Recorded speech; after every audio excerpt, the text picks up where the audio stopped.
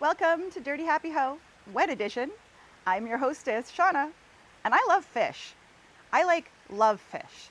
I mean, it's ridiculous. So I'm going to tell you a little story about fish. When I was 11 years old, I came home from a fair and I had won one of those ping pong fish, you know, those little feeder goldfish, those little like 2-cent fish.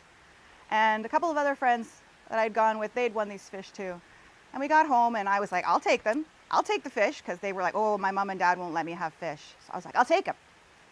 And my parents said to me, okay, well, we're not going to let you get any kind of fancy tank for them, so what are you going to do with them? You need to learn. So I go to the library and I learned, because this is back in the old days, I go to the library and I learned that only few fish can live without filtration. So this is something that you should remember.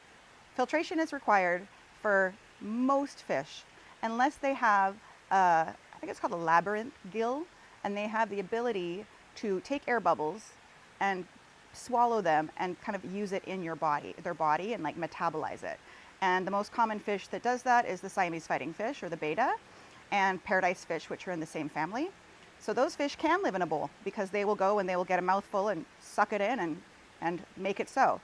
So I ended up trading in those 3 little feeders for a betta. 5 years later, I moved up to bigger fish. And 5 years after that, I ended up with a reef tank. And 5 years after that, I had children.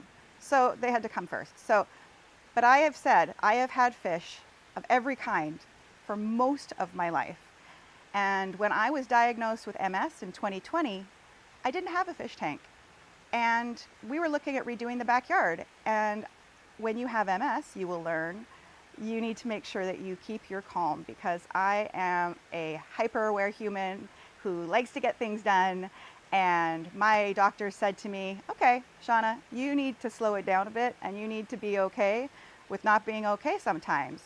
And so the decision was, well, what makes everyone zen? Oh, I loved my fish. How can I make this happen? So this is what happened. So this pond was built in 2020, and every single plant you see was planted by me. And every single fish you see was raised by me.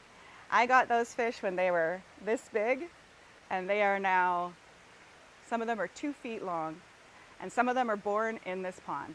So that is my origin story of getting to having a 4,000 to 5,000 gallon pond with 40 koi and lots and lots and lots and lots of plants.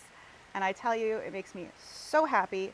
And that's why I'm here. I want to share my experiences, my wishes, my successes, and my failures, so that folks can learn with me and come along for the ride. And heck, if you can get some relaxation with these suckers, I'm happy to share that too.